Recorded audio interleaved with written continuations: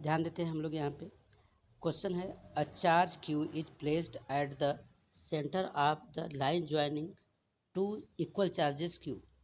The system of the three charges will be in equilibrium if Q is equal to. ये पूछ रहा है कि क्यू की वैल्यू जो है, इसकी वैल्यू क्या होगी कि ये पूरा सिस्टम जो होगा वो इक्विलिब्रियम में होगा।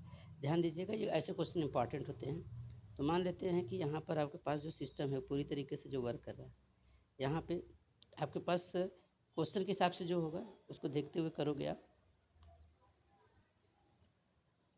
यहाँ पर जो है, यहाँ पे जो चार्ज है वो कैपिटल क्यू चार्ज है और इस पॉइंट पे भी ये कैपिटल क्यू चार्ज है।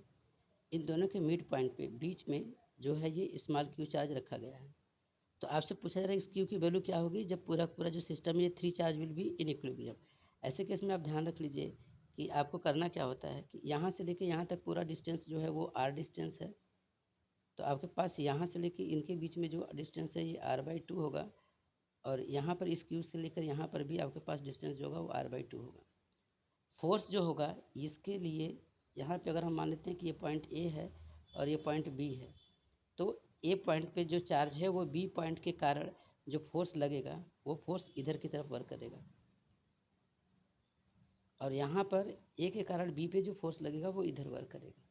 पूरा सिस्टम जो है वो अगर इक्विलिब्रियम में रखना चाहते हैं तो यहाँ ए के कारण बी पे जो फोर्स होगा वो और ए के कारण क्यू पे जो फोर्स होगा, इनको क्या करते रहते हैं हम लोग, नेट इनकी वैल्यू को देख लेते हैं। यानी जो फोर्स की वैल्यू आपके पास आने वाली है वो फोर्स यानी कि एफ़ की वैल्यू जो निकालेंगे आप ए के कारण इस क्यू पे, तो एफ़ के कारण क्यू पे का आपने निकाला कि ये चार्ज क्यू इंटू ये चार्ज ये क्यू डिवाइडेड बाई ये डिस्टेंस जो है वो आपके पास है r/2।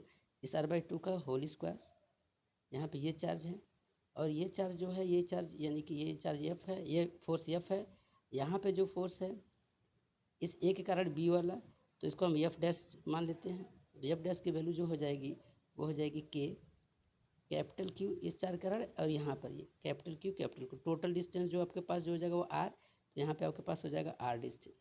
अब इन दोनों केस में अगर आप देखेंगे तो इनका जो होगा, इन दोनों की वैल्यू जो इन दोनों की वैल्यू का जो नेट होता है वो अगर जीरो हो जाएगा तो सिस्टम आपका इक्विलिब्रियम में हो जाएगा। यानी कि एफ और एफ प्लस एफ डैश की वैल्यू अगर जीरो हो जाएगी तो सिस्टम आपके पास जो होगा वो इक्विलिब्रियम में हो जाएगा।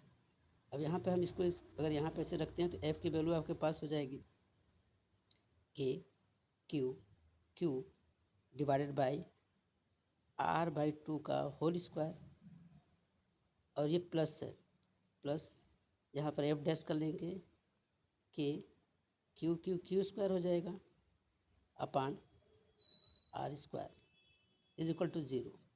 अब यहाँ से इसमें से किसी एक को इधर कर देंगे तो हमारे पास जो वैल्यू आएगी उस वैल्यू को हम लोग समझ सकते हैं यहाँ पे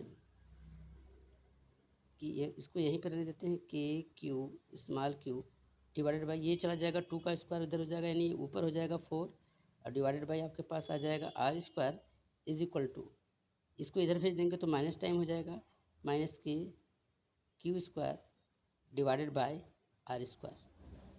अब यहाँ पे आप आराम से देख सकते हो इस आर स्क्वायर से इस आर स्क्वायर को कैंसिल आउट कर लोगे, इस के से ये के कैंसिल आउट, यहाँ पर कैपिटल क्यू से एक क्यू कैंसिल आउट, यहाँ पे बचा स्मॉल क्यू और 4। तो आप यहाँ पे देखोगे तो स्मॉल क्यू की वैल्यू जो होगी ये 4 यहाँ जाएगा तो डिवाइड हो जाएगा और जब डिवाइड हो जाएगा तो माइनस कैपिटल क्यू बाई 4। ये रहा आपका आंसर। क्वेश्चन जो है वो अच्छा है, इंपॉर्टेंट भी है, इसको देखते रहिएगा, ये ऑप्शन सही होगा। ठीक है, ओके, थैंक यू।